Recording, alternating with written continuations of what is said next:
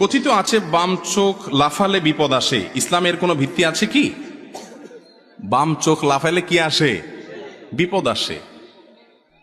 এর কোনো ভিত্তি আছে কিনা? ভাইরে, আপনাদের বাম চোখ লাফায় মাঝে মধ্যে? আমার তো প্রায় লাফায়।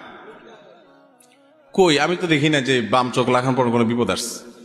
যদি কখনো কারোর বাম চোখ লাফানোর পরে বিপদ আসে, যদি কোনো বিপদ আসে, তো বুঝতে হবে এটা চোখ না লাফাইলেও আসতো, ডান চোখ লাফাইলেও আসতো, শরীর গোটাটা লাফাইলেও আসতো। বুঝতে পারছেন কথা? মুসলমান কখনো এই সমস্ত আলতু ফালতু কথা বিশ্বাস করতে পারে না যেটার কোনো ভিত্তি নাই, না বৈজ্ঞানিক কোনো ভিত্তি আছে, গবেষণা দ্বারা প্রমাণিত, না কোরআন হাদিস দ্বারা প্রমাণিত। এরকম ফালতু কুসংস্কারে বিশ্বাসী কোনো মুসলমান হতে পারে না। বাম চোখটা একটু লাফাচ্ছে, বলে রে কোন বিপদ আসে রে। বিপদ তো তোমার ইমান আমল যাচ্ছে, ইসলাম সম্পর্কে কুসংস্কারের জন্য বিশ্বাস নিয়ে তুমি মরতেছো, এটাই তো বড় বিপদ।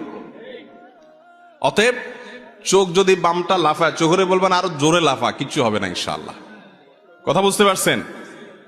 অনেকে আছে এই মাসআলাটা জানে এবং প্রশ্ন করে, হুজুর মাসালা জানে যে এই চোখ লাফাইলে কিছু হবে না, বিপদ এবং সুখ এই সবগুলো দেওয়ার একমাত্র মালিক কে? আল্লাহ। এরকম কোন আলামত আল্লাহ বলেন নাই আমাকে, আমি মন গড়া কেন বলবে? মাসআলা জানে ঠিকই, তারপরে যখন বাম চোখটা একটু লাফায় তখন ভয় হয় ভিতরে, আছে না নাই? অনেকে প্রশ্ন করে যে হুজুর এই ভয় হয় কেন? এই ভয় হয় এজন্য ইমান দুর্বল।